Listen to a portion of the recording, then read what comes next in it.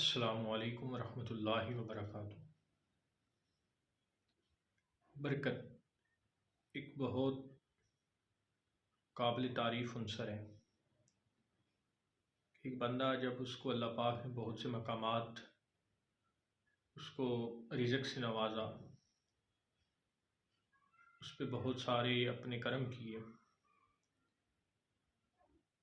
ڈھیروں اس کی گاڑیاں، ڈھیروں اس کے معاملات، ڈھیروں کاروبار، اربہ خربہ اس کی آمدن،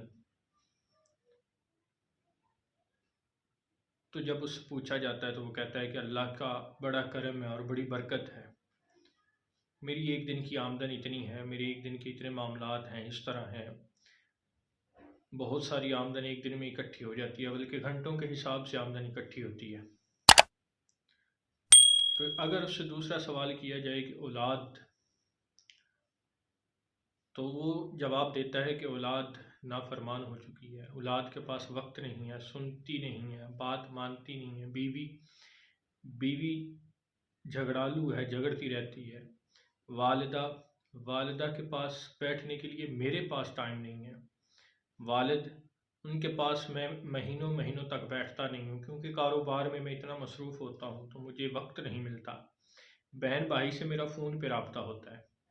تو ویسے اللہ کا بڑا کرم ہے، مجھ پہ بڑی برکتوں کا نزول ہے۔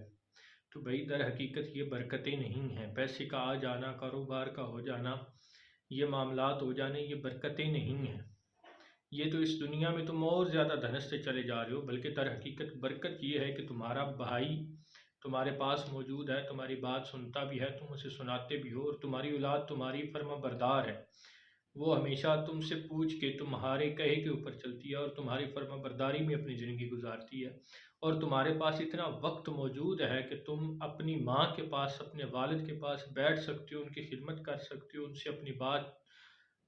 شیئر کر سکتے ہو، ان سے اپنی بات کہہ سکتے ہو، اپنے دکھ سکھ بتا سکتے ہو، تمہارے پاس اتنا وقت ہے، در حقیقت یہی برکت ہے۔ اور تمہاری عورت جو ہے وہ تمہارے فرما برداری میں اپنی زندگی گزارتی ہے اور تمہاری شانہ بشانہ چلتی ہے، اور تمہاری ہر معاملات میں، دکھ سکھ کی ہر گھڑی میں تمہارے ساتھ اپنا کندھا ملا کے چلتی ہے، تو در حقیقت یہی برکت ہے۔ اور دعا کرنی چاہیے کہ اللہ پاک صحیح طور پہ، صحیح معنوں میں برکتوں کا نزول فرماتا رہے،